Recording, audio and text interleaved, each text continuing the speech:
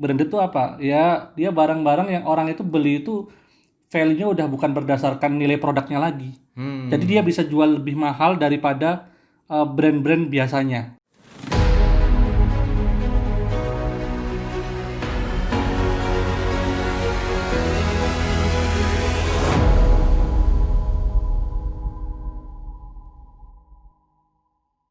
Oke, assalamualaikum warahmatullahi wabarakatuh. Selamat datang teman-teman di channel saya Didik Arwinsyah. Teman-teman, terima kasih atas waktunya. Hari ini saya kehadiran YouTuber dari Jogja, Amin.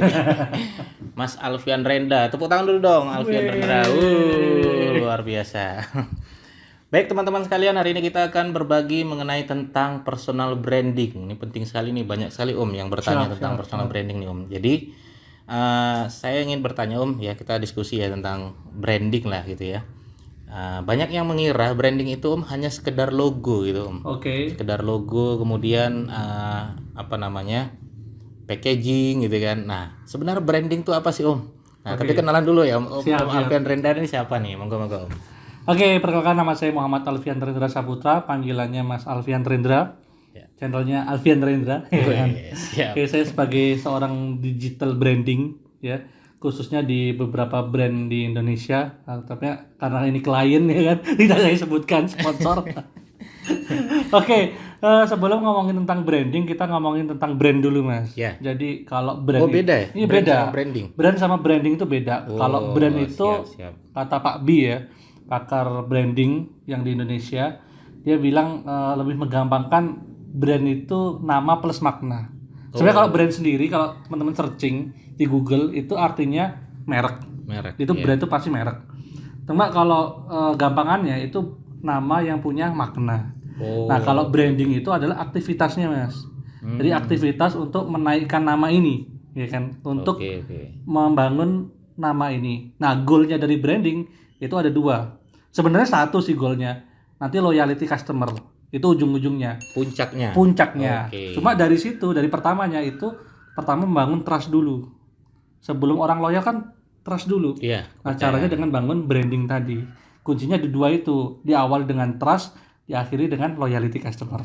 Gitu. Nah, tapi banyak yang mengatakan seperti ini Om. Jadi saya buktinya nggak pakai branding udah untung besar nih. Untuk apa branding? Nah, kemarin saya ketemu ada tamu dari Medan juga, dia jualan tas tapi tanpa branding. Penjualannya gila-gilaan Om. Gitu dia pakai branding, jebret turun penjualan. Nah, gimana nih Om untuk mindset orang semacam ini? Kira-kira seberapa penting branding untuk tipe orang yang sudah merasa tanpa branding aja aku udah besar-besaran penjualan, ngapa harus pakai branding? Nah, Ya, sebenarnya branding itu kuncinya tadi di loyalty customer. Jadi bagaimana kita itu membangun loyalty, itu kuncinya dulu ya. Pernah nggak sih Mas Didi ya, misalnya pernah ke toko sebelah sama toko ini, padahal toko ini lebih mahal.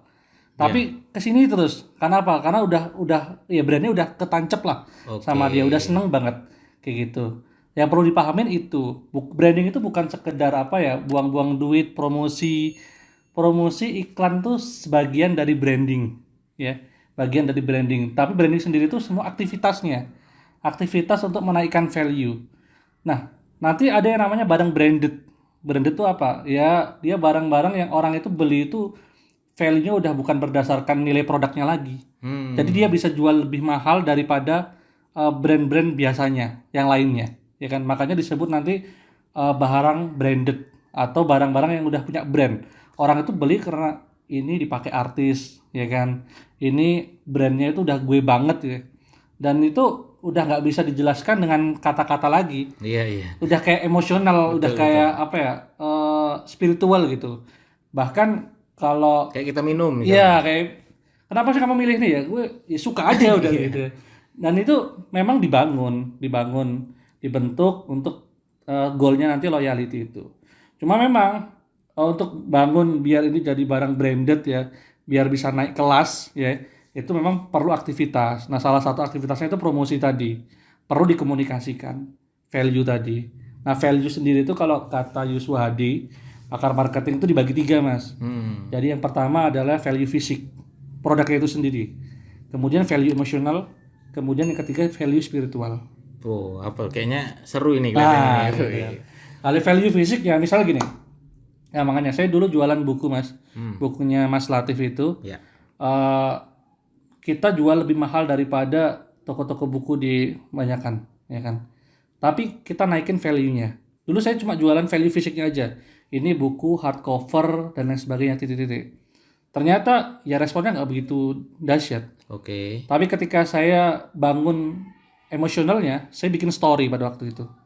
Kita bikin story Bangun emosional emosionalnya. apa nih? Jadi bangun apa ya ceritanya. Ceritanya. Jadi orang itu kan sebenarnya nggak suka dijualin, Iya. tapi suka diceritain, ya nggak? Setuju saya, Nah, setuju.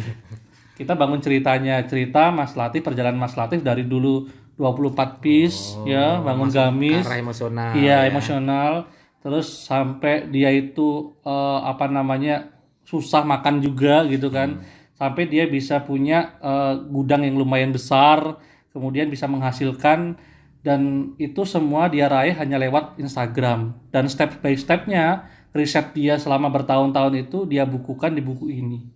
Nah Kena itu ya. emosionalnya, iya ya Mas Latif aja bisa. Gue nggak bisa. Akhirnya nilainya naik nih. Betul. Kalau saya cuma beli ini buku apa namanya, cuma apa namanya bilang ini buku hardcover, bagus loh Instagram, kurang menarik. Betul. Kemudian salah satu cara saya naikkan branding lagi di buku itu bersama tim di Gmap pada waktu itu kita undang semua imers di Jogja.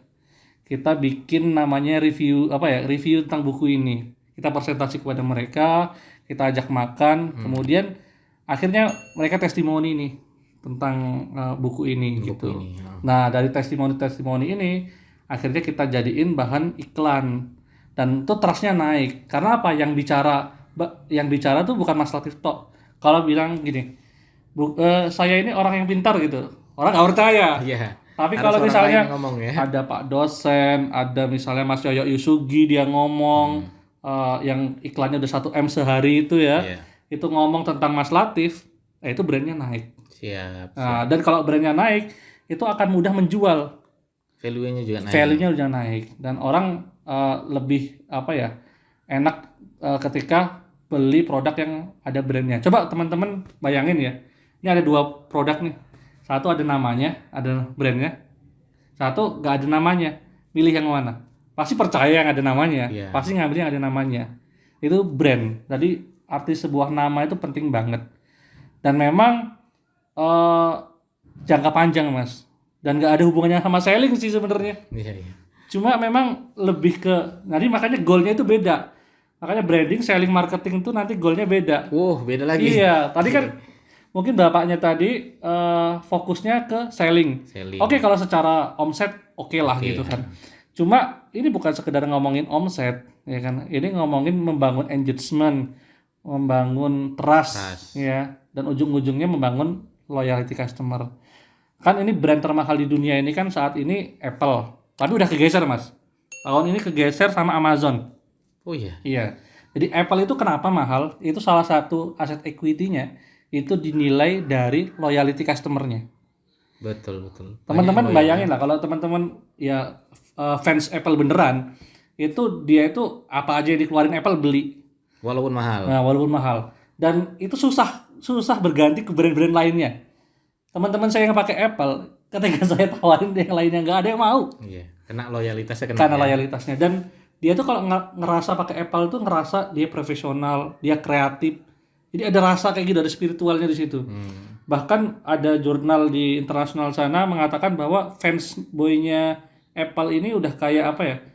Kayak ini agama gitu. Sampai segitunya mereka meneliti gitu. Betul. Itu jadi, kalau udah kena loyalitas ya, di situ. Dan itu nggak bisa dibandingin oleh nilainya. Kalau teman-teman tahu brand Apple itu nilai asetnya ya, brandnya doang dijual tanpa pabriknya, itu bisa nutupin hutang-hutang Indonesia. Itu guyonannya anak brand. Wow. Saking besarnya gitu. Kenapa? Karena itu dinilai dari loyalty customer-nya. Itu yang dahsyatnya brand. Bahkan dia dijual brandnya tok tanpa ada pabrik-pabriknya dan isi-isinya. Itu bisa nutupin hutang negara Indonesia. Iya, luar biasa ya. Nah, sekarang itu juga yang diterapin Amazon. Amazon tuh dengan konsep flywheel-nya kan habis akuisisi juga Zappos. Iya. Ya, Zappos itu kan punya prinsip Delivery Happiness. Buku salah satu buku bestsellernya dan termasuk the best repeat order in the world. Jadi kerennya di Zappos itu rata-rata yang beli ke dia itu repeat order. Hampir 70-80% repeat order. Kan biaya akuisisi pelanggan satu kali beli itu mahal ya. Iya. Tapi kalau dia bisa beli lagi, nah itu dahsyat. Berarti faktor penjualan repeat order itu Ya, penting. Salah dan satu dari faktor situlah akhirnya keluar konsep flywheel itu salah satunya dari inspirasinya dari salah satu jurus-jurusnya Amazon itu untuk menggrab loyalty customer tadi di brandnya. Oke, luar biasa teman-teman ya. Gitu ya. Jadi ada perbedaan antara branding dan Ya tujuannya beda, bukan tujuannya selling, beda. bukan selling. Bukan tujuannya beda. Lebih ke loyalitas. Loyalitas.